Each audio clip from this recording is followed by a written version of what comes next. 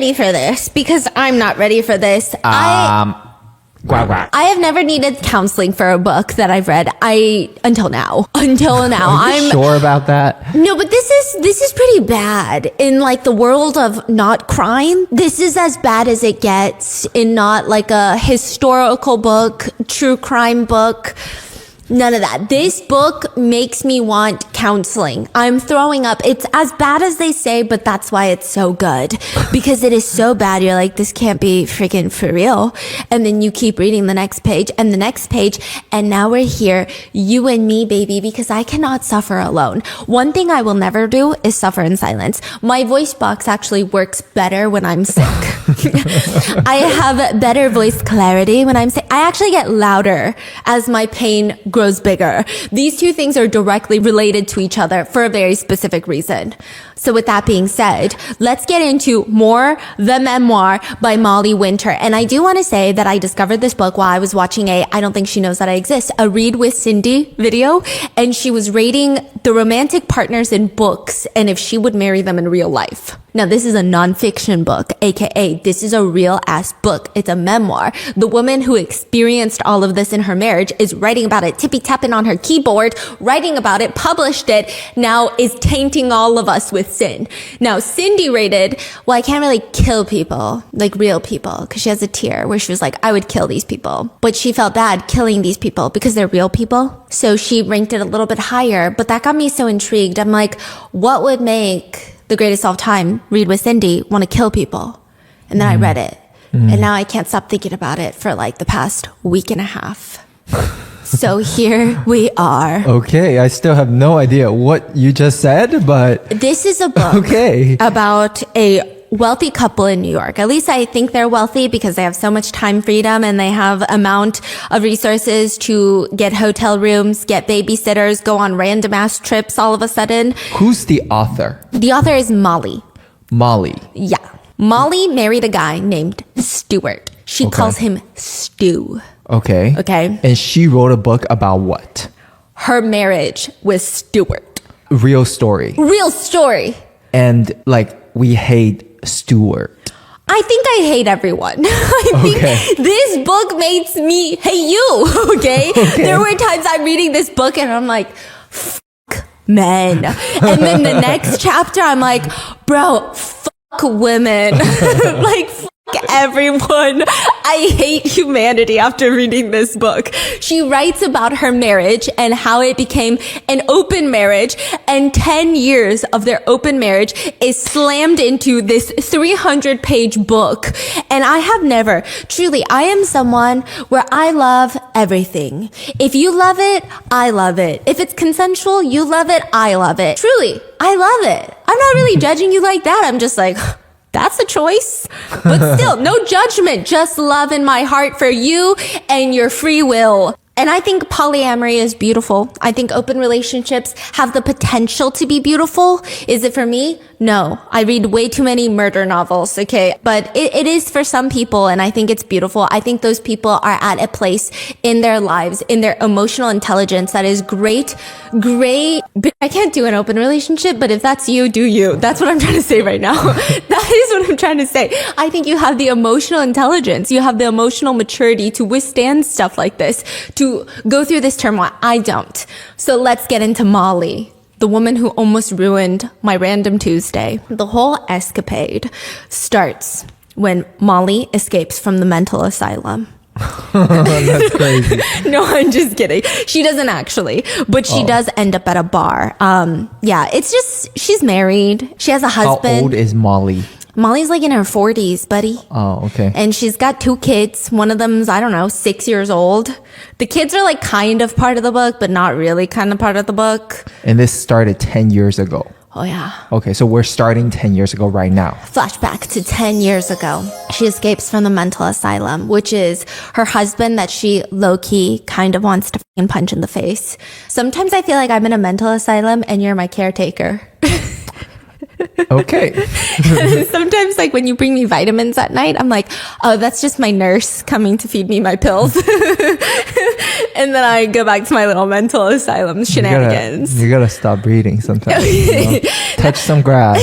So Stuart, her husband that she kind of wants to punch in the face, tells Molly he's going to be home early that night, which she has a pickle about this. And I didn't know this was a thing until my sister had 2 kids. Early to Stuart means early enough that Molly is still awake, but late enough that he doesn't have to shower their 2 sons and help put them to bed, which according to my sister is absolute hell on earth. The planet is on fire every time she tries to put the girls to sleep. That's early to Stuart. And when he gets home, she knows what the schedule is going to be. He's going to want to do it. And she doesn't want to do it with some fucker who comes home after she has to put the kids to sleep by herself. Back then, when they were married without kids, they used to do it 3 times a week. This is Molly and her husband, not my sister and her husband. Calm down, okay?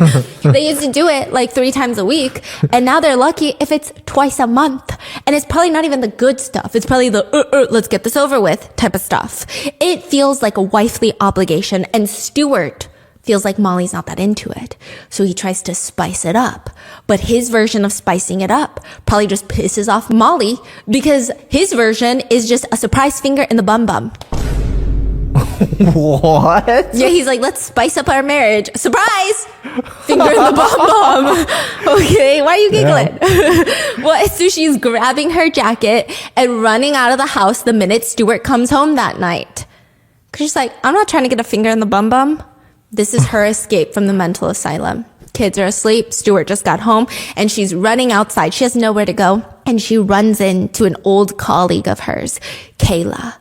Kayla drags her to a bar and she's like, come, it'll be fun. I'm meeting with friends. She gets to this random bar in Brooklyn where all of Kayla's friends are there. Young, hot, childless people. And there's this man behind her with this deep voice, green eyes, wearing jeans, slim hips. He looks young. He looks like he's not a dad. He looks like a daddy, not a dad. He gets her a beer.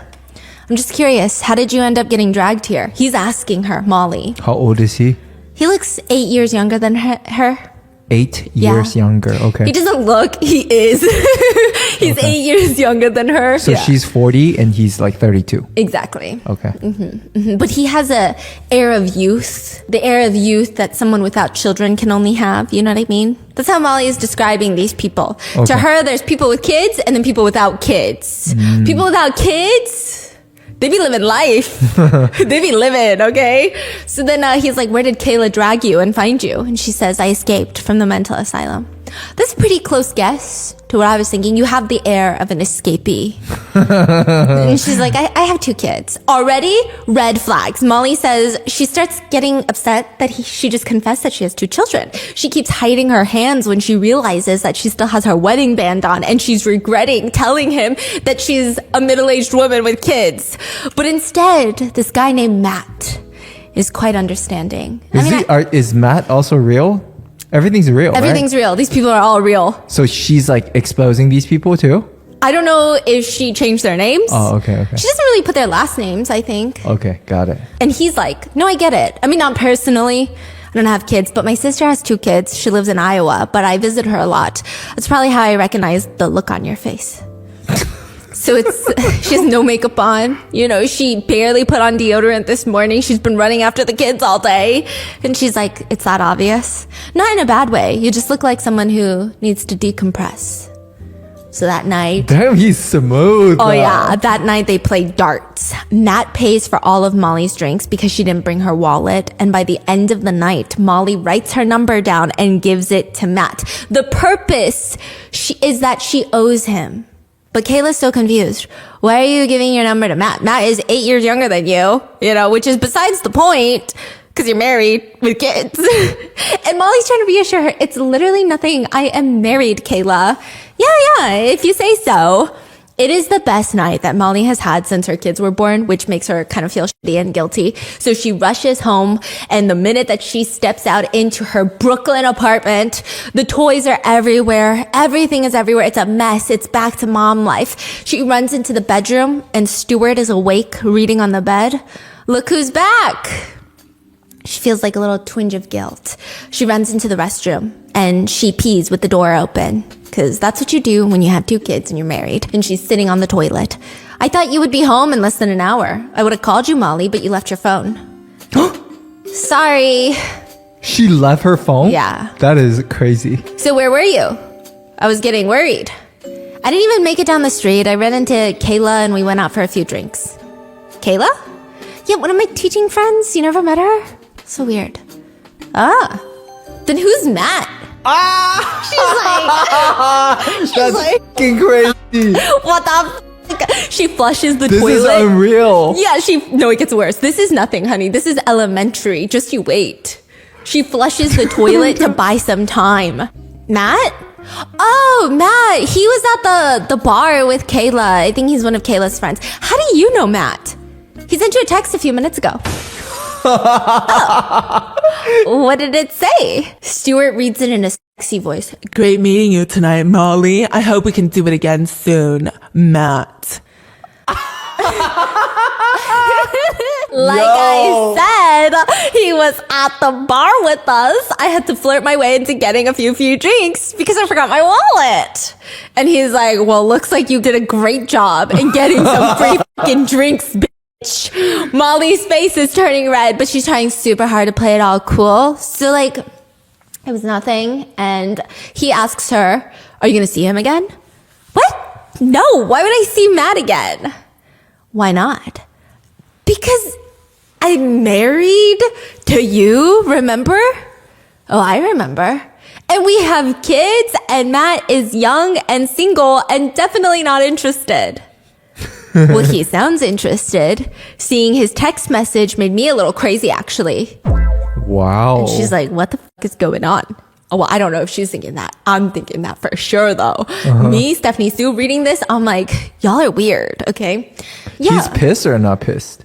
The energy is like horny. Yo. Oh. Am I being so real with you right now? And, well, I'm glad you had fun, you know?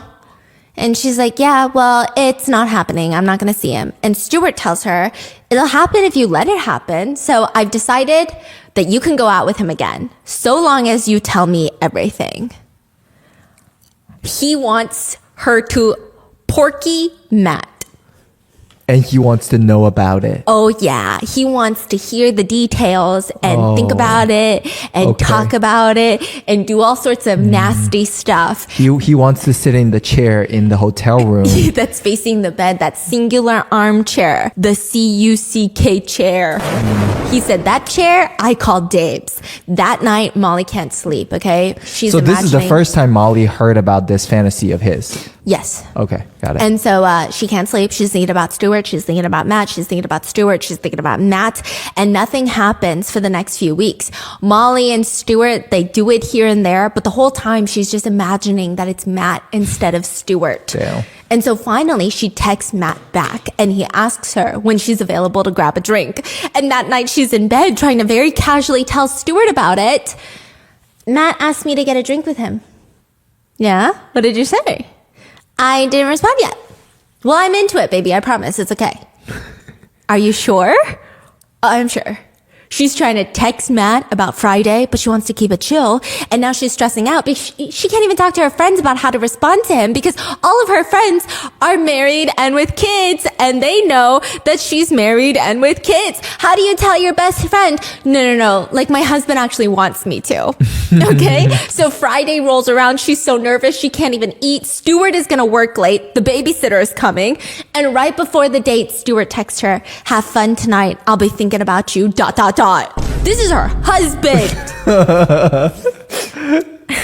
They meet at the same bar. They hug. It feels like youth and freedom and desire, according to Molly. She finally feels pretty. She says it's interesting because Stuart used to make her feel pretty, but not anymore. And it's not even his fault. He still tells her that she's beautiful, but motherhood drained the pretty out of her. That's how she feels. She can barely focus on what they're talking about. At the bar, all she's thinking is, oh my God, our faces are so close together. And once in a while, their knees will keep touching each other. And then it hits her. She's like, how long have you lived in Brooklyn? She's asking Matt. Oh, my girlfriend and I just moved here a few months ago. Bro. We have a place nearby. How about you and your husband? What And is suddenly, going on? Yeah, she's like the floodgates open and it feels like my husband, Stuart, is just sitting right here. And she starts rambling. She goes into mom mode. She goes into wife mode. Oh, we moved here right before Daniel was born, and Daniel's 6 now, so 6 years ago. And we're actually moving to a house soon. So I think we really like Park Slope. We're going to stay for good. We're going through renovations. It's a huge ordeal, but it'll be nice to have some more space.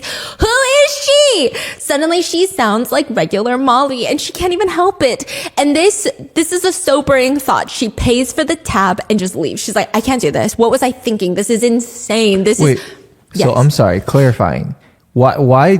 So the moment that he brought up that he has a girlfriend, Yes. she went back into the mom mode? Is that what you're saying? And then he was like, how about you and your husband? Oh, like the moment they bring their partner. So now, did she know Matt has a girlfriend? She just found out. Oh. She just found out. So what the is Mac doing here? Exactly. Every single person in this book is deplorable. Every single person in this book, if they were admitted for a crime and they said, hey, Stephanie, can you be my character witness and say a few nice things about me? I will pay you $100,000. I would say absolutely not. So Matt is Yes. in a relationship and Mac's trying to sleep with Molly. That's Yes. also in the marriage. Like he didn't care. No. He's like, let's just do it. Whatever. Yeah. He said, Okay. let's just boink boink. Okay. She just pays the tab and leaves. And she says, I just didn't realize it was getting so late. Bye. And she's walking home about to cry. She feels, and like you would think that she's about to cry because you have this moment of, what am I doing? I'm a married woman and like this is so weird. But she's like, of course Matt has a girlfriend. Of course he wasn't just thinking about me, waiting for me to text him back. She writes, he probably finds me entertaining, an older woman who slobbers over him and boosts his ego. So already, I don't know if I like these people, okay? On the way back, she texts her husband, I'm on the way home now. Already? Yeah, it just didn't feel right. Oh, I'm sorry, baby. Are you okay? Should I come home? And she said that it feels odd. She doesn't want him to come home because she wants to mourn something that she never had. Also, you have a husband, lady. But she's like, I just want to cry in bed alone thinking about losing Matt. And she's like, I'm fine. Just tired. I'm going to go to bed. And he's all, okay, I'm here if you need to talk about it. I love you. Love you too. So Molly and Stuart's intimate life gets really weird.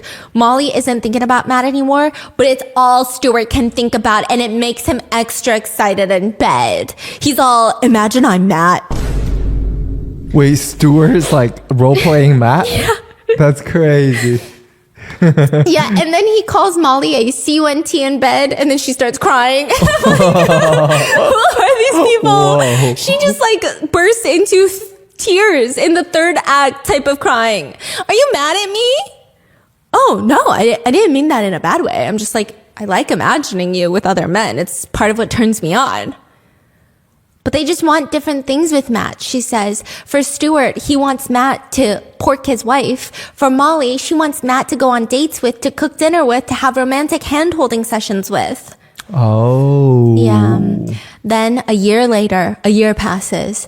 There's going to be a surprise birthday party for Kayla, and she is invited, and so is Matt. Molly quickly RSVPs, and for the next 2 weeks, she keeps checking the email RSVP list to see if Matt is RSVPing. Oh my goodness. And finally, the party rolls around, and she's reaching for the pitcher of beer, pouring herself a glass when she hears the voice behind her. Hey, can you pour one of those for me too? She turns around and it's Matt. Eyes are glistening. Sure. Have you been? Fingers touch when she passes the beer. Electricity, sparks fly. I've been good. How about you? See, this is why I can't read nonfiction unless it's like, I just can't read this type of nonfiction. You know what I mean? Because these people are too real. These people are too real. I like my books where the love interest is, first of all, not married with a husband. Everybody's single. And then it's like a man in a suit walks into a bar. He just inherited $25 trillion. You know, but then this one is like so just real life. Just, I've been good. What about you? Like it's so normal. Okay. Good. It's been over a year since they saw each other, and that night they get drunk and they get this private small karaoke room inside the bar, and they sing a duet. Oh, just them two? Just them two. And as they're singing a duet, he comes up behind her, pulls her towards him. He rests his chin on the top of her head and her butt fits perfectly into his waist. No way. Oh way. Oh yeah. She said all that? Yeah, she said all of that. And when the song is over, he says, best $10 I ever spent. Which again, see, this is why I can't read nonfiction books. Like, I need my men to spend, I don't know, $5 trillion on me before they can fall in love. Like, the man needs to give up his fairy kingdom for her first. And then I'll be like, fine, I will approve this kissing that you guys are doing now. It's fine now, okay? And so they're staring at each other, and it's about the time to kiss, but instead, she's like, I gotta go. She leaves, and at home, she's freaking the fuck out. And of course, her husband notices. He's all, you haven't done your eyes like that in a while. You look nice. And she's trying to be all busy, but all she can do is she wants to go to bed and replay the night's events over and over and over in her head. But Stuart, her husband, is bothering her. He's following her around. And finally she tells him, okay, Matt was there. Molly, I know you're not that hard to read. So what happened? He kept refilling my glass without realizing how much I had to drink, and I promised to sing a duet with him. I didn't think that he would hold me to it, and before I knew it, he put his arms around me, and Stuart is loving it. Stuart's like, hey, you know what Matt is probably doing right now? And she's like, what is he doing right now? He's probably on the couch thinking about everything he wishes he did with you. Dude, this is like Yeah. crazy. Yeah, and then Molly closes her eyes and they do it. Her and Stuart, her husband, do it, but she closes her eyes and she's not imagining her husband, she's imagining Matt. The next day, she tells her like mom friend about what happened with Matt, and she's all, and Stuart wants me to sleep with him. It turns him on. And at the end of the play date, her friend slips her a business card. Look, I'm not telling you what to do, but it's a really good therapist I used to see. Yeah. They were like, you need help? Yeah, so they hug. And as she ushers her kids out of the house, she's like, you know what? I'm going to text Matt and not the therapist. And she's all, hey there, what are you doing later? And they start talking and she's like, well, I got to take the kids to the playground.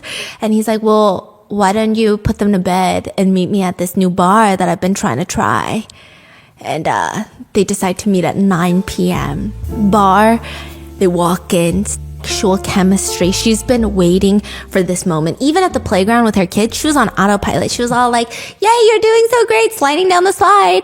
Anyone can fucking slide down the slide, bitch. Slide down the slide some more. But she's not thinking about it. She's thinking about Matt. Finally, he says, do you want to come over? What? My girlfriend's out of town. I live close by. I'd really like you to come over. See, this is why nobody's redeemable, because sure, Molly has the permission, not the permission, but she has the consent from her husband to see Matt. But the fact that she knows Matt has a girlfriend, and we don't know if the girlfriend has like okays this. No, she hasn't. It's pretty clear in the book. Oh, he's behind her back. Yes. Wow. And Molly wants him to feel like she's doing this behind Stuart's back too. Oh. Because he's having emotional turmoil. Okay. He's all like, maybe we shouldn't because I have a girlfriend. And then she's all like, maybe we shouldn't because I have a husband. Oh. I know. I'm telling you. Complicated. It's not complicated. It's morally corrupt. Yeah, it is. But like the game that she's playing. Yeah, wow. I know. So that's what I'm saying. It's hard. If she was just going after a single dude, it's like, okay, you and your husband are a little kinky, but this is weird. Yeah. So they go to the apartment and she's about to do it, but she runs out into the rain, super stressed. Like they were making out in his studio apartment, and that's when it hits her. Oh my God, this guy is young and he lives in a studio apartment and he's got a girlfriend and I gotta go. She runs out and she texts Stuart everything that's happened. Like we were making out in his apartment and I just couldn't do it. So I'm now outside. And she finally texts her husband, should I go back to Matt's place? And he says, go for it. She runs back, knocks on his door, and before he can even open the door, her shirt is all the way unbuttoned and her boobies out. And they do it. Yeah. What? When she gets home, Stuart asks, how was it, my sexy wife? Oh, it was fun. But what she wants to say is she wants to go back and hang out with Matt. And I'm like, this is so bad, but it gets worse. That weekend, Molly and the kids are going to visit Molly's mom, which is the perfect time, so fucking convenient for Stuart, her husband, to casually bring up So Lena invited me over this weekend while you guys are out of town at your mom's. Wait. Lena, as in your ex-girlfriend? Yeah, I think I told you she's going through a pretty rough divorce. She just wants to talk. That is wild. And what's her like reaction at that point? She wants to sob, throw up, and die. She's like, just talking, huh? I think so, but...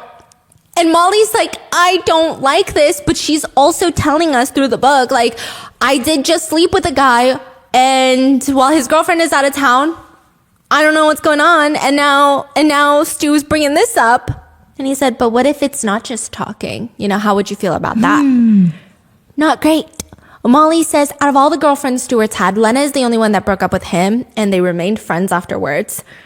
She is older than Molly. And I don't know why Molly feels the need to include this, okay? But she's like, also, I'm like kind of hotter than her, basically is what she says. So I was never jealous of her because I'm hotter than her and she's older than me. And I'm like, girl, I feel like you do need that therapist. You should call her up ASAP or call him up ASAP. And she's like, I'm not sure. And she feels like she wants to throw herself onto the ground, cry in a fetal position. But she says, I guess it's okay. I mean, it's not fair if I'm the only one who gets to. And he's all cool. I mean, I doubt anything's going to happen. She's still pretty hung up on her husband. But I just wanted to make sure you're okay just in case. Uh-huh. I get it. And you're sure it's okay? Yep. And she looks at him and she's thinking, does he know I'm lying? And I'm like, bitch, of course he knows you're lying. Like, he knew that you went and hung out with Matt without you even telling him, and suddenly he's fucking dense and doesn't know that you're lying? He could tell. But instead he's all, I'll drive you to the airport tomorrow.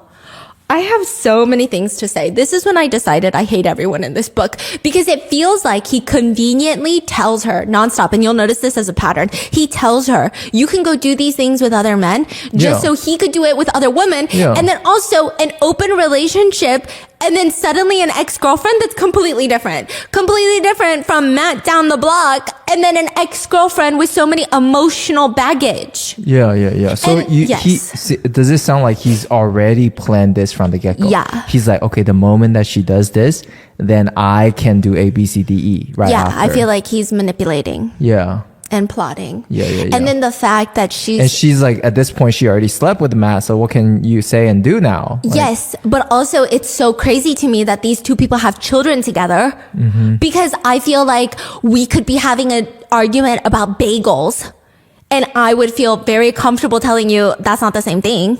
Like, I feel like in this moment, if you're in a loving marriage, you could say easily, well, I don't feel like that's appropriate because it's not the same thing. Like, she feels guilty and pressured into saying yes because she slept with Matt. But also, it's not the same thing. It's an ex-girlfriend. It's very different. She goes to her parents' house. I think they live in Chicago. And it's just the whole weekend. She can't think about anything but Stuart and his ex-girlfriend, Lena. She's taking care of the kids. She's taking care of her sick mom. But again, all she can think about are Stuart and Lena. And she also reminisces to back to, I believe, 6 years ago, before she gave birth to their first son. Her aunt had randomly told her that her mom had an affair with her best friend. So Molly's mom had an affair.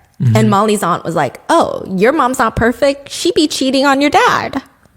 And I don't know why she just thinks about that. I guess the open relationship and all of this is bringing it to the forefront of her brain. And she's thinking about all of this and the harsh realities of motherhood. And finally, she confronts her mom about it. And her mom is just very nonchalant. Like, she asks her mom, does dad know about what you did with Jim, your best friend, how you had an affair? And she's all, yeah, it was your dad's idea. No freaking way. So she's like, what the fork is going on? She lands back in LaGuardia. Stuart picks him up from the airport, and suddenly, Stuart that she didn't want to see, Stuart surprise finger in the bum, suddenly he's a hottie with the bottle body. She's like, I have never realized how sexy my husband is.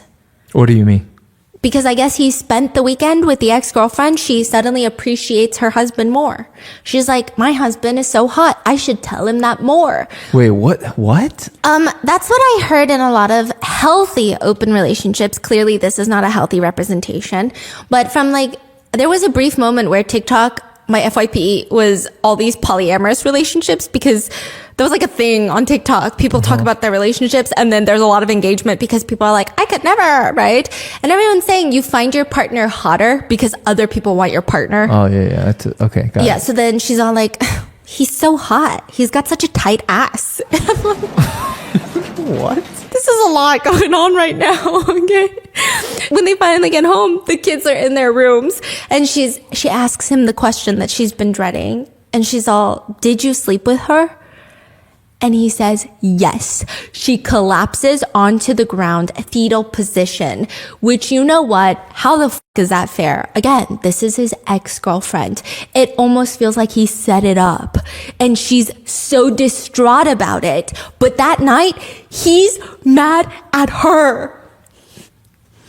They sit on the couch. And he seems agitated. And he tells her, I don't know how to talk to you about this.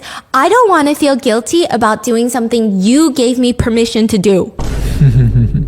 Of course. Imagine being fetal position crying and your husband is like, well, you told me I could. And he says, I don't think that I should have told you about Lena. I'm into hearing about you and Matt, but I don't know. You don't feel the same way about me being with other women. So I just want you to know that Lena is never going to replace you. She is my friend, and that is it. Just like you and Matt, it doesn't mean anything. Again, Molly's head is spinning. Meanwhile, the skull density of Stuart's head appears to be getting thicker and denser. He says, but I will admit, it feels good to be seen as attractive, you know? And Molly is just sobbing. She's like a mess right now. Because kind of true, she says she doesn't remember the last time she told Stuart he's sexy, but regardless. And he picks up her limped hand and he says, I think we have a decision to make. Do you want to stop? Molly's going through it in her head. On one hand, she doesn't want to see Stuart with anybody else, but also at the same time, she doesn't want to stop seeing Matt. So there's that. And in that moment, Molly's so confused, she doesn't even respond. And this Stuart says, I love you, baby. I will always love you. But why don't we try a new rule? I'm not going to tell you anything more about what I'm doing. Okay? But you have to tell me everything. What? Bruh. How is that fair? Rage. I just felt rage. Okay. Over the next 4 years...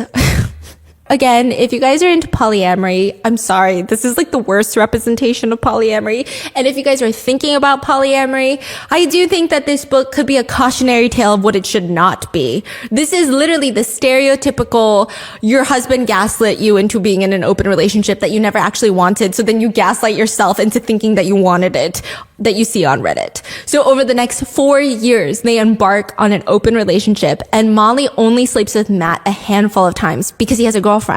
And usually when the girlfriend is out of town, she'll go, or when Stuart and the kids are out of town, he'll come. But now that, now every time that they sleep together, Matt will text her, I can't do this anymore. I feel too guilty. I can't do this to my girlfriend.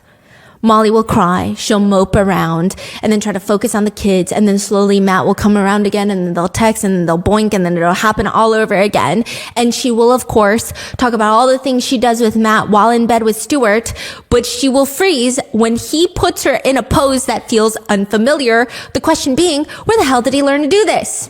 Just like the worst marriage ever, just like not healthy in any sense of the word. And one day she's confronted with it because she's doing the laundry. She clears out his pants pocket, pulls out what feels like a credit card. It's like a key card for the Hilton Hotel. She almost feels like he left it on purpose. She's jealous, but she's angry, but she technically has no right to be angry. I don't know. Listen, it feels emotionally draining. I feel like even a long-term monogamous marriage, you already have so many things that are emotionally draining. Like, why did the bagel go missing? I don't know, okay? It's fulfilling and emotionally draining as it is. But then like to throw all this into it, it's like, calm down. We don't need all of this. Life is already a journey. But it gets worse for Molly when she brings Matt over to the house when the kids are asleep and Stuart is working late at the office. And she texts Stuart, Matt's still here, but he's not as great of a lover as you. What? Except she doesn't text Stuart that. She texts it to Matt on accident. And he comes out the shower. Oh. he thought they were both cheating because he would feel so guilty about his girlfriend and she would all be like, I feel guilty too. That's crazy. And he's like, what the fuck? But also, I think Matt is weird too. This is what I'm saying. And Matt got excited? No, he got so upset he's disgusted with her and runs out on her. He says, how dare you not cheating on your husband? Exactly. How dare you do this consensually? Exactly. That's why I'm like, every single person in this book, I don't like anyone.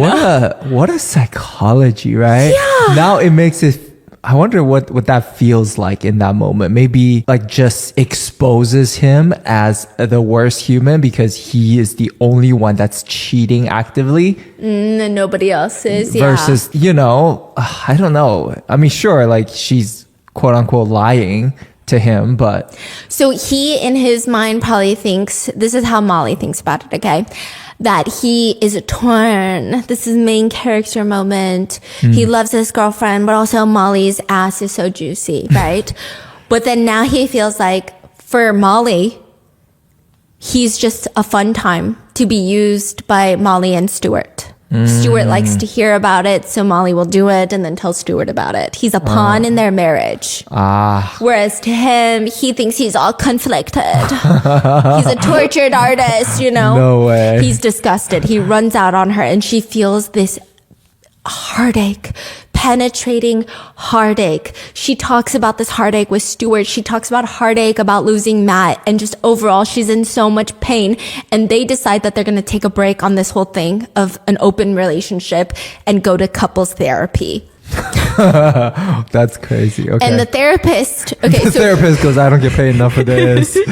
Just write a book. okay, so she actually sees an individual therapist and a couples therapist. There's a lot of therapy bills. This is what I'm saying. Like, also a lot of Goodreads reviews say that the privilege that they have is never addressed.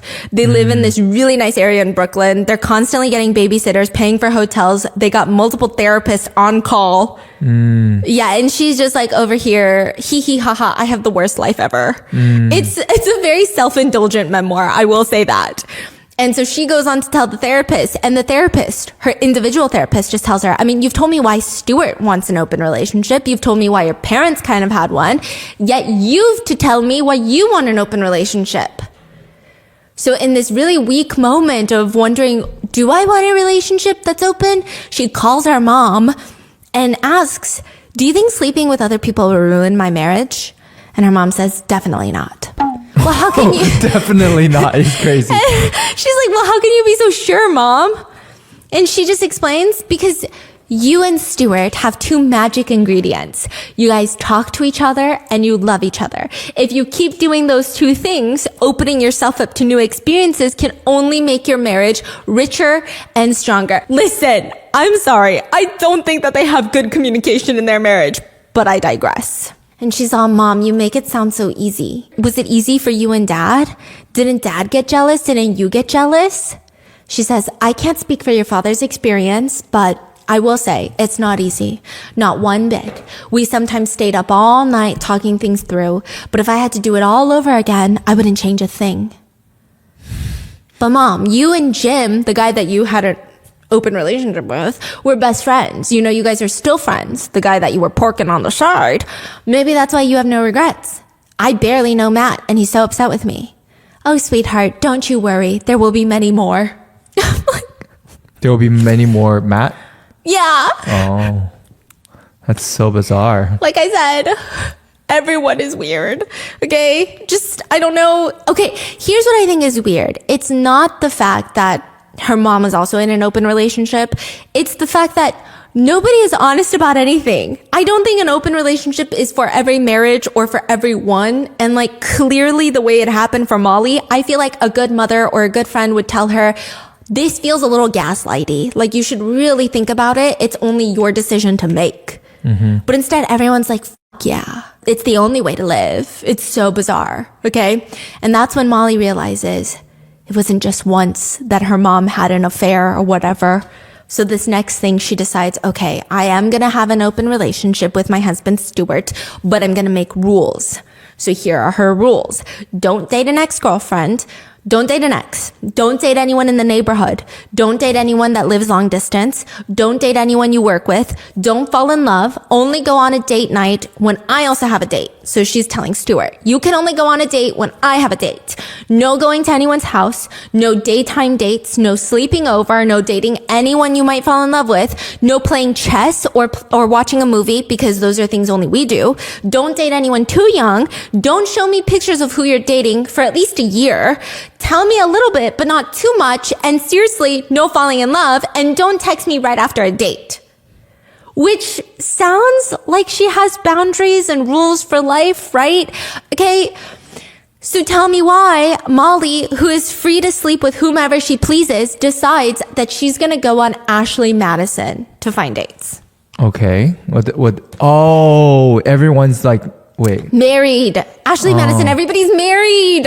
Okay. So I'm like, why would you do that? Why don't you just go on Tinder and go sleep with a bunch of single men? Because you consent, the men consent, and Stuart consents. Everybody's happy. Yeah. But she goes and exclusively finds married men who want to cheat on their wives. And it's very clear throughout the book that Molly has a lot of insecurities, and she kind of feels power, I think, in that. I don't know. It's just... So how did she justify her going on, Ashley Madison or whatever? I guess they're going to cheat anyway. Yeah. Oh, she's saying these men are wanting to cheat regardless. Mm-hmm. I might as well just sleep with one of them. Yeah. I see. She goes on the website, and the tagline for the website is, life is short, have an affair. Men must pay, women are free to join. Also, taking the morally questionable actions another step further, she constructs an alter ego on Ashley Madison as a, quote, spicy Latina. Yeah, basically, if you will. To say that, okay, she just casually says, the twin sins of cultural appropriation and misrepresenting myself to men with Latina fetishes hardly seems important in the world of Ashley Madison. She's like, bruh, these men are bad anyway, so like what I'm doing is not that bad. Wow. What the fuck? Okay, she also writes, within 24 hours, Mercedes is a hit on the website. And she writes, and she eats up the attention like a warm plate of churros. Imagine she's creating an alter ego of a submissive Korean woman on a dating website. I love being bossed around. I'm so submissive because all East Asian women are so submissive. And she eats up the attention like fucking Korean barbecue and kimchi. I'd be like, you are so racist. Like she's racist, okay? Allegedly. No. Her first date is with this guy named Mike at a bar. And he's just so shocked that she looks like the photos on Ashley Madison. And he goes on this full rant about how another date that he went on, trials and tribulations, the picture that he saw of the woman he thought he was going on a date with looked 20 years old. She looked 20. And the picture of her is standing in front of a massive billboard. And it's the billboard for a James Bond movie that recently came out. So it must be her, right? But then she shows up 30 years older. And he's telling Molly, I don't know how she aged so fast. It doesn't make sense. So I was trying to nicely ask her, because I can't just be like, hey, so in the span of like 2 weeks, how did you fucking age 3 decades? And she just explains, oh yeah, that's my daughter's picture. But everybody says we look exactly alike. Bro, using your daughter's photo on a cheating website, dating website is like, wow. Yeah. Dude. Didn't I tell you everyone, the bar is in hell? Like everybody's in hell. This is a book from people in hell. This is what hell feels like. And then the fact that he's talking to Molly about it as if like he went through so much in his life, trials and tribulations. It's just so hard to cheat on my wife with someone hot. Like that's the way he's presenting this information. Oh my God. And he's impressed by Molly, and he says, I just have to say that you are absolutely gorgeous. Way hotter than even that lady's daughter. Molly says this is exactly the validation that she craves. Molly takes Mike to a cheap motel, which it's crazy because she's very raw in the book. When she's at the bar with Mike, it's this hot and steamy experience, but suddenly the place looks gross. The lobby is gross for this motel. They're glancing around. They try to get hot in the elevator, but it's just awkward and gross. Once they get up to their room, they got to use the restroom, and his hard drive keeps going into soft pillow mode. And then she's just trying to get it over with using her oral devices. And again, this man is married, and Molly writes, I do derive a kind of pleasure. I imagine this is the first satisfying orgasm he's had in years. And she says, and I feel special. She's honest, huh?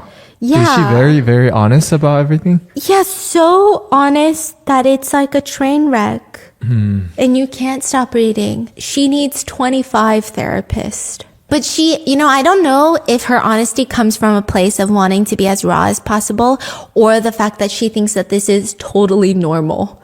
I feel like she thinks this is totally normal, if I'm being honest with you. And then Mike makes a whole spiel about like, that was great, you were great, but I gotta catch a train, you know what I mean? And he leaves her in the room, enveloped in sadness, she says. And even though none of this was fun, she gets sad when it takes Mike 2 days to text her back. And he texts her, can't stop thinking about your mouth. We should do that again sometime. Which is why she tells her therapist, I think I'm gonna date multiple guys. That's what Stuart does. He's dating like 4 women right now. But Molly feels like things are getting better, She's got 2 men on rotation that are super fun in bed, experimental even. One of them is like half French, and he's got a French accent that she keeps writing into the book. Like everything she says, is, is. Yeah, anytime he talks, it's easy. Easy. It's always, it is sexy, no? Like very like that. And I'm like, I feel so like. So she's writing it in okay. And you're like trying to read it in that voice. Yes, and then I'm like, is this okay? Like, am I gonna get canceled for that? I'm reading it in my head like that, and I'm like, this feels wrong. But I can't not read it because it's easy. You know what I mean? Okay. So one of them tells her to go to the adult shop to purchase something to put in her bum bum. And she goes and she buys it, and she tries to experiment it with that at home, because she had talked to the sales lady who sold it to her, and they were like, yeah, you got to start with like 10 minutes first, then 15 minutes. And then some people love it. They like sleep with it. And she's like, that's weird. I can't imagine just like catching some Z's with this in my butt. But bun bun. Bun bun. She puts it in her bun bun, and then she texts Stuart to come upstairs. And like I said, she's rich, because like upstairs in New York, come upstairs is crazy, okay? She's like, come upstairs to see what she's doing. I guess he takes too long doing whatever he does for work. And she's just face down, bum up with something in her butt. And he just walks in and is like, is this an invitation? But at this point, it's no longer pleasurable. She said, at this point, it's just painful, And she said, well, that's what I was thinking when I texted you, but now it's starting to hurt. And he looks confused, and she starts getting angry. Why did you take so long to come upstairs? And he's like, why are you angry with me? You bought a toy to use with your boyfriend, and you're yelling at me because I couldn't come up fast enough to test drive it? And she starts screaming and crying. I bet you took your time because you're so tired from having sex with like a million other women that you don't even want to have sex with me anymore. Which you would think.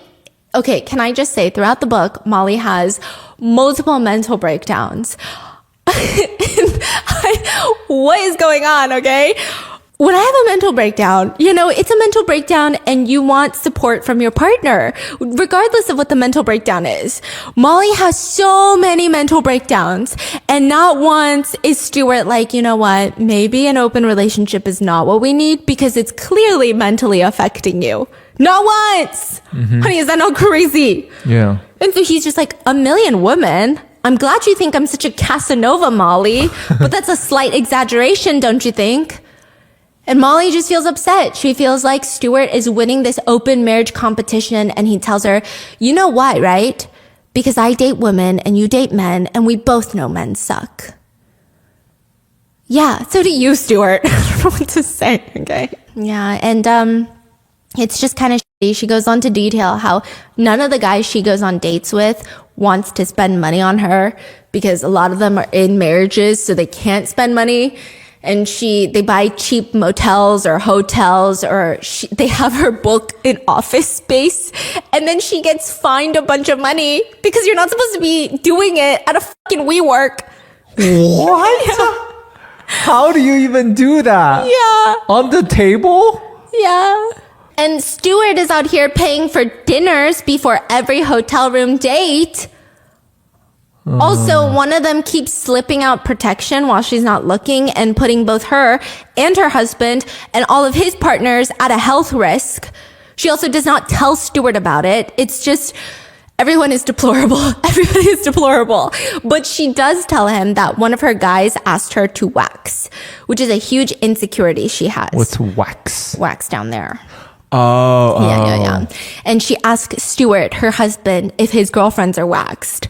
Again, these conversations are like a nightmare.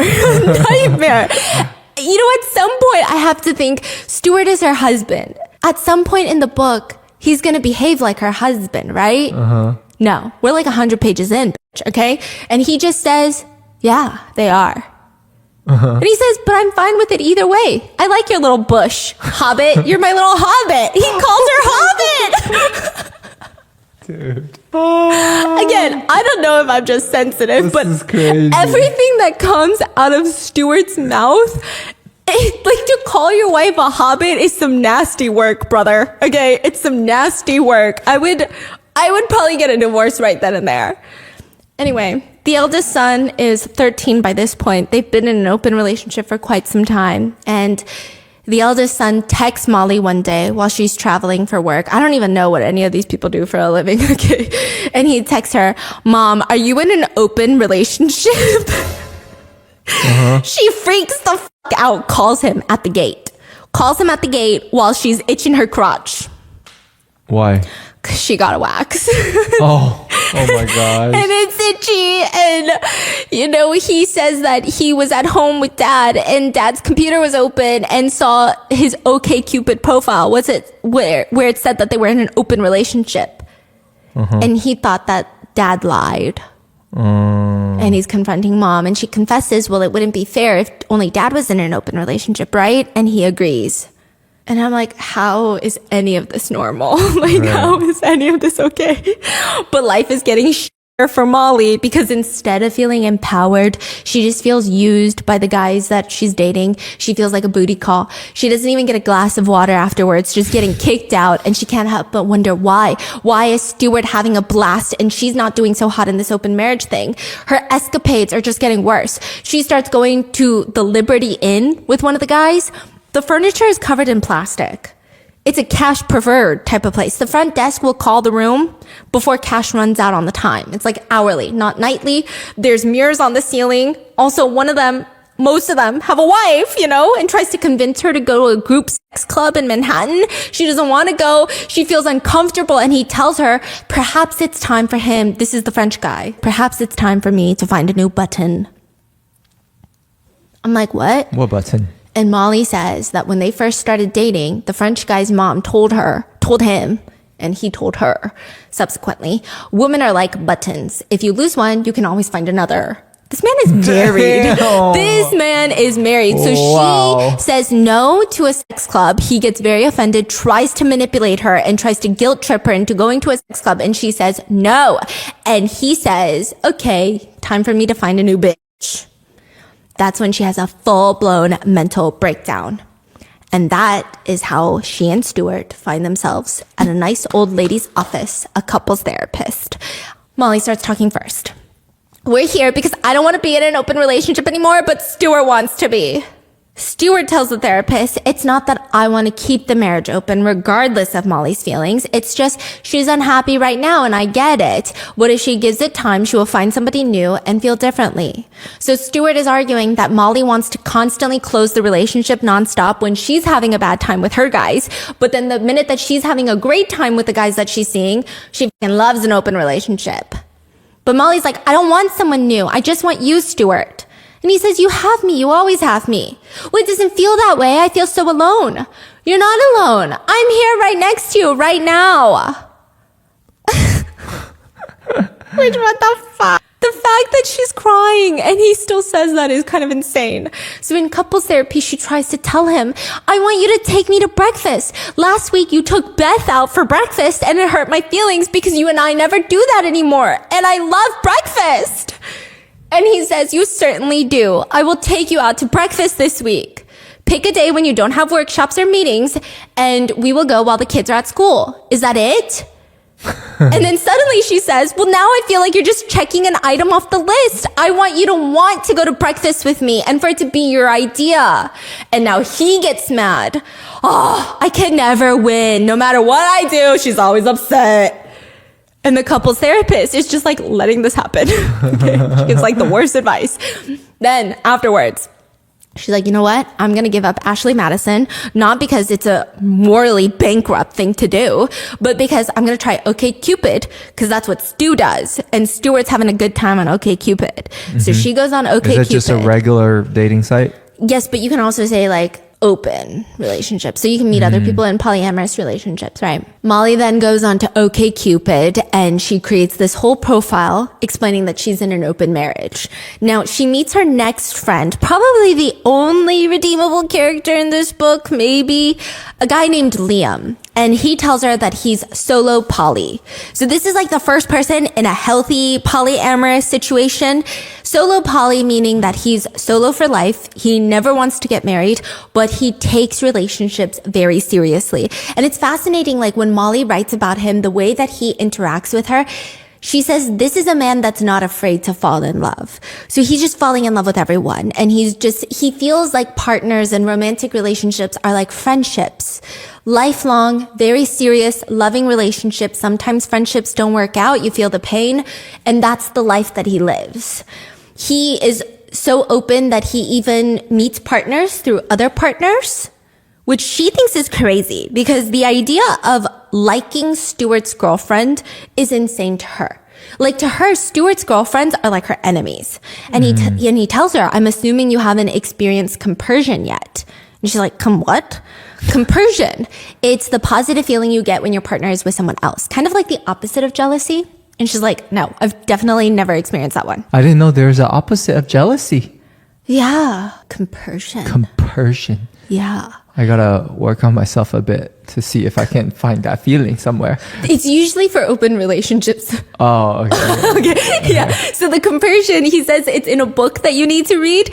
And she stops by the Strand, the bookstore, and she buys a book called The Ethical Slut, which, okay, some people say it's like the Bible for open relationships. But when I went on Reddit, because I was reading reviews about this book, other people are saying this book was not the best. So I don't know. Take it as you will. And it's the practical guide to polyamory, open relationships and other adventures. Now, according to Liam, polyamory is it's supposed to be a good feeling. Everybody's supposed to have fun. There's not supposed to be negative aspects. So he invites her to poly cocktails where you meet other poly people, to which that night she casually asks Stuart, well, I don't know what their kids are doing. Oh, they're on their way to see the kids at the kids' play. So they're getting dinner before they go to the kids' school to watch the kids having a play. And he's like, oh, yeah. I was dating a girl named Tinkerbell. And she's just like, okay, I'm going to go jump off the roof now. And he's like, yeah, I was dating a girl named Tinkerbell and she took me to poly cocktails. I wasn't really into it because it felt like everybody goes to poly cocktails so that you meet other poly people. And then you go to a second location where you just have like a big orgy. And then she's like, so why weren't you really into Tinkerbell? Oh, she's got tattoos all over her back and her nipples are pierced. And you know, I'm not that into that kind of stuff. First of all, it's hot, bitch. Okay. Second of all, what? And she's like, was there anything you liked about poly cocktails? And he said it was fun. You know, the part where you just like watch everyone do it all together at the same time. He said it's having a front row ticket to your own intimate video. This is the type of feeling. So she's like, okay, maybe not my type of thing.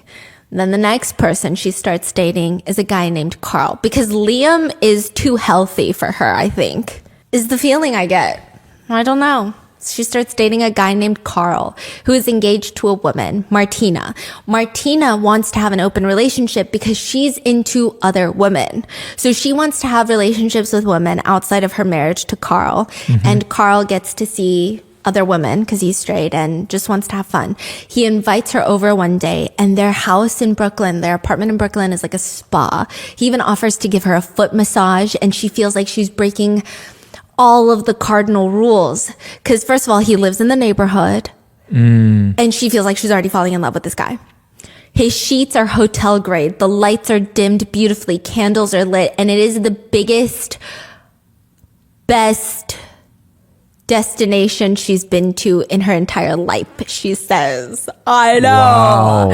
And then she turns around and she's having like a post-happiness glance and she sees this giant portrait on the wall of a naked woman with like a perfect supermodel figure. And she's like, who's that? Body like a cello, the instrument. Carl's like, oh yeah, that's my wife, Martina. Okay. So she's jealous. She goes home and she feels like she's falling in love with Carl. He hung his naked fiance portrait Yes. on the wall. Yes. Damn. I mean, they live together. Yeah, but still, that's crazy. Yeah, I guess. Imagine like I hang you picture like Yeah, it's as a lot. piece of art. Like, I mean, I think it's beautiful, but also like imagine when the maintenance man comes over. yeah, exactly. You know, Like, it's kind of like. hey, my wife. So it's very interesting. That night, Carl texts her that Martina came home and said that she is glad he did not change the sheets because she likes the smell of Molly's remnants, which Molly is so confused by because she doesn't like the smell of anything Stuart's girlfriend. So how is Martina just so open? But regardless, she tries going on other dates, but she and Carl decide that they're going to remain monogamous. Okay, this is so weird. This is very weird. Basically, they're in open relationships and they're married to other people. However, they're not going to date other people other than themselves. I am so lost. They're in Okay. open relationships. They're married, but other than their married partners, they're not going to date anyone else but each other. So Carl and Molly are getting extra serious. They decide that they're going to delete their OkCupid profiles so that they can exclusively date each other and, you know, their actual partners. Okay. Again, I think polyamory is beautiful. I think open relationships are beautiful. I think this is just, Okay. it's just fascinating, okay? But now it's causing problems in her actual marriage. At couples therapy, Stuart tells the couples therapist, it's hard to say what is wrong, but ever since she started dating this guy, Carl, I mean, he lives nearby, and I feel like she's always running over to his apartment. And when she's not over at Carl's place, she's texting him and talking about him. I feel like she's not really present with me anymore. Like, you know what happened the other night? And Molly's like, what happened the other night? Apparently, Sunday rolled around, Molly's making dinner, boys are playing video games, and Stuart is working in the dining room, and he loved how nice it was that everyone was together for once. And then he glanced at her phone, and she had texted Carl, I wish I could just escape and come over right now. Which, like, she's fucking making dinner. What do you expect for her to be like, no, Carl, I'm having the best time of my life? Molly's pissed.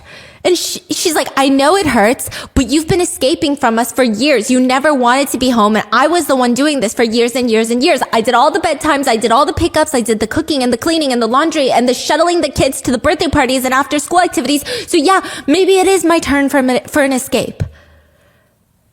And Stuart's like, shit. And the therapist is like, shit. Okay, everyone's just doesn't know what to do. Then later that month, Molly meets Martina. Oh, okay. Oh, yeah. They're snow sledding on the hill. It's snowing and everybody's sledding down the hill. It's like a small neighborhood. Martina's there with Carl. And they got friends with kids. So they're like, everybody's sledding down the hill. And she runs into Martina, and Martina does not look happy. She's stiff as a board. She's pissed. Carl claims it's because he forgot to mention how hot Molly is, but the whole thing is weird. So to make it up, Carl's like, maybe we should go to a bar and you and Martina can break ice. They go to the bar, and Martina is very weird. She's just weird. She just seems jealous and angry all the time. Carl tells me you skipped a grade. Are you like a genius or something? Oh. Definitely not. Well, Carl seems to think you are. Well, that's because he doesn't speak English. So he's like German. And she's like, haha, that's so true. And she starts giggling. It's weird. They're like bonding over making fun of him. She also makes fun of her own husband, Carl, the whole night. Martina does, about his weight, his lack of a steady paycheck, his poor English, everything. Wow. But at trivia night, Molly is answering all the questions correctly, and it's at the bar. It's trivia night, and it's pissing Martina off. And at the end of the night, Carl offers to walk Molly home, and Martina looks really pissed off, to which Molly says, no, it's okay, Carl, you don't have to do that. And Martina glares at him. No, he will walk you because that's clearly what he wants to do. He briefly steps aside to talk to his wife and then walks Molly home, even though the whole time she's insisting, like, you don't have to walk me home. Martina clearly is upset, and she's like, okay, if I tell you, you promise you're not going to get upset. Molly's like, I promise. She's jealous. Not that I'm with you, but that you are with me. And she's like, what? She thinks she would feel better if we all had a threesome. Bruh, what is happening? But only if you want to, no pressure. So Martina likes her too. Yeah, and then she remembers that Martina really likes straight women. Okay. Martina really likes to, I don't know. Yeah. Okay, got it. To be the first. But then Molly remembers that she actually had a threesome early on in her relationship with Stuart's ex, which, by the way, they called Wild Wendy. They called the ex-girlfriend Wild Wendy. Okay, I hate this memoir so much, but it's so good because it's so bad that I couldn't stop reading. Okay, she continues to tell Carl, well, let me think about it. And that's all I would ever want you to do. For weeks, she's ruminating about it, talking to Stuart nonstop. Stuart is like trying to converse with her about anything. Stuart is like, make it 4, please. Yeah, come on, let's fucking get this over with. Okay, I'll bring all my girlfriends. It can be 10 people, get it over with, and you can shut up about it. He's getting annoyed. And she ends up doing it. She doesn't end up loving it. Doesn't hate it as much as her first one, but is not a fan. Now, things get complicated when it's not just Carl that likes her, but Martina starts texting her too. And she's like, how does Martina have my number? And Carl is like, what do you mean? She asked for it, so I gave it to her. And then all of a sudden, Stuart informs her that Carl is back on OkCupid. And just like Stuart, because Carl just liked his girlfriend's profile, who is also polyamorous. This is not real. Yeah, so Stuart has an Australian girlfriend that he nicknamed Kiwi. I don't know if that's appropriate, okay? But that's what he nicknamed her, and that's the only way that Molly refers to her throughout the rest of the book. And she says, Kiwi is the one who attracted his attention. She's going to take both my husband and my boyfriend, and there's nothing I can do about it. She then proceeds to have another breakdown. And I get that this happened over 10 years, I assume. So I'm assuming there's greater length between, like, distances between the breakdowns. But it's starting to feel like an every Tuesday type of thing. And if it's an every Tuesday type of thing, perhaps maybe this is not the method of relationship you need in your life. I feel as if she just, I don't know, the answer is so clear. The answer is so clear. However, she gets ghosted by Carl. So she confronts him. She texts him, hey, you're on OkCupid. I thought we were going to delete OkCupid. I thought we were going to be monogamous. I thought we were falling in love. And he ghosts her. He freaking ghosts her. According to Molly's suspicions, Martina likes straight women, and it's Carl's job to bring them home to her. Just like how Matt was a pawn in her marriage with Stuart, she was a pawn in Carl and Martina's marriage. This is like the game that they play. Wow. So then she decides that she's going to date herself now. She has this whole, like, I am a new woman type of thing. She starts boxing, plays the guitar, focuses on herself, on her relationship with her mom. I'm like, does this lady have a job? Okay. Then one day she's going off into nature and she goes on this little vacation with Stuart. And they go on this hike and he starts talking about Kiwi, his girlfriend, Australian girlfriend. And he says he found this trail because Kiwi loves it and her kids love it. And Molly gets pissed off because her kids are like fucking 5 years old and it makes her annoyed at herself because her kids are playing video games. But Kiwi's so fucking perfect. She takes her kids out into nature all the time. And he keeps going, did I ever tell you that one time Kiwi punched Evan, her husband, in the face? And she's like, no, why are we talking about Kiwi right now? No, you didn't tell me. A few years ago, when they first opened their marriage, Kiwi went on a bunch of dates before Evan even found anyone he wanted to date. So when he finally goes on a date with another woman, with Kiwi's full blessing, as soon as he gets back home, she punches him, closed fists, almost broke his nose, square in the face. Why the hell are you telling me this right now? Why is Kiwi's anger so goddamn amusing and my anger is something I'm never supposed to talk about? And Stuart tells her he can't do this anymore. He feels like she's always angry. Also, the fact that Stuart never really takes care of the kids and is like never home is like never addressed in this book. He's just always like, why are you so angry all the time? And I'm like, I mean, I feel like I could list 20 reasons that you guys should probably fucking talk about, but they never really do. And when she brings it up in front of the couples therapist is like, yeah, whatever. So how many people are y'all fucking? Like, that's what it feels like. It's so horrendous. And he's like, you're just always angry all the time. I mean, depending on how good your relationships are, you're in a good mood and then you can't talk about anything but your relationships. Or if they're not going good, you're just angry all the time and it's always my fault. And he says, you know what's so ironic? Kiwi thinks you're amazing. The story I told you about how she punched Evan, she told me that while we were discussing you. I told her how you're taking a break from dating and you're still letting me date, which is amazing, Molly, and I don't take it for granted.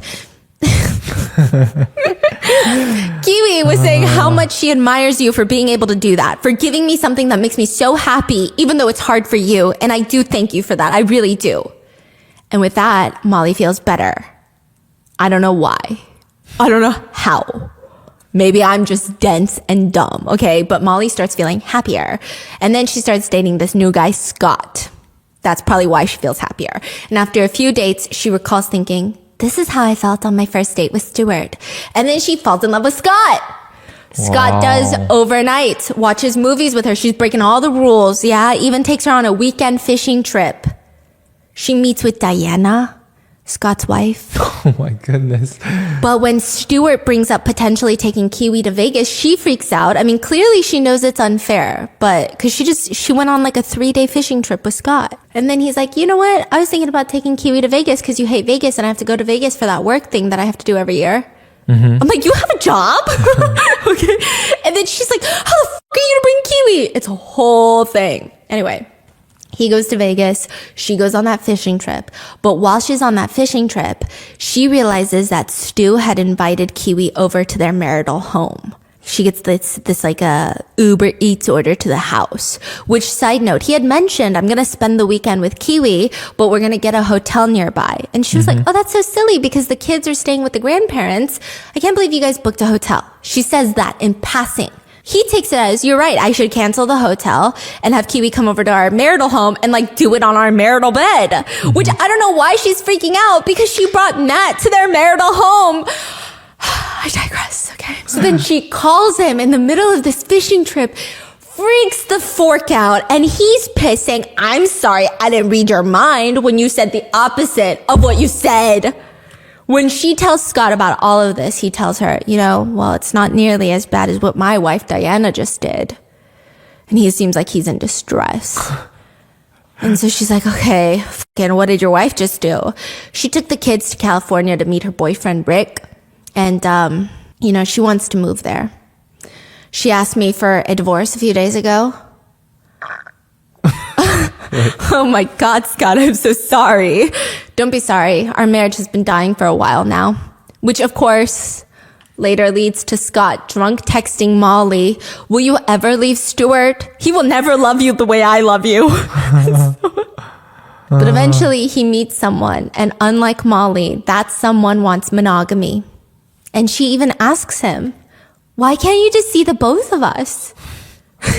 And he's like, no, Molly, I want monogamy, okay? Yeah, and that's pretty much it. That's how the book ends. She goes on all What these. do you mean? There's no closure, really. Oh, this is like an ongoing case. They're still in an open relationship. It's an ongoing case. Yeah. And, but the book will say some crazy ass things like, our love for other people only seems to make us love each other more.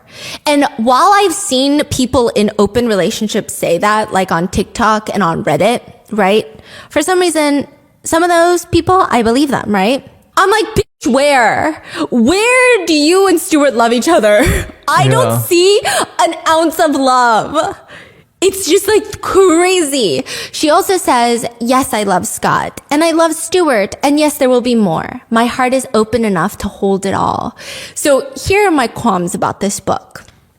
I think, again, open relationships are great.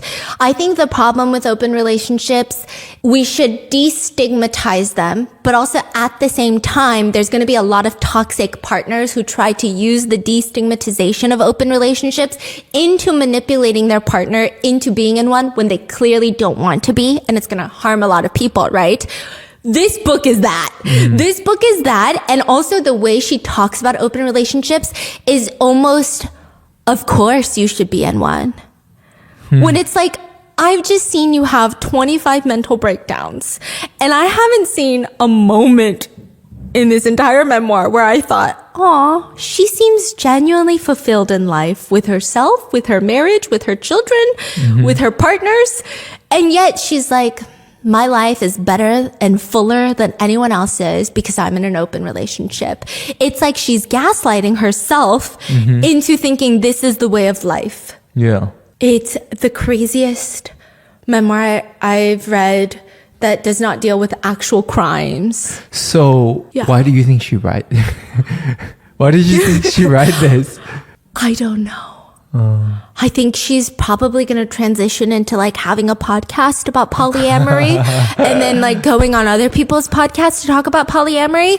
But I think she's in for a rude awakening because I don't think the polyamory community accept her because they're like, that's not what we stand for. Like, this is not what it's supposed to be. I think Liam was probably the only example of a healthy polyamorous person. It's also like feels kind of alarming how many of them are out there. Like the way that she just like every single person she meets or It's like cheating on their wives. Yeah. It's just like, Yeah. there's so many. So many bad people. That's It's like are we the minority here? Like, is nobody happy in their marriage? Like, what's going on? Yeah. So please don't let this be a representation of polyamory, but also let this be a cautionary tale for people whose relationships clearly don't need to be open. What are your thoughts? Yeah, no, this book made me hate everyone. Let me know in the comments what are your thoughts, and I'll see you guys in the next one. Bye.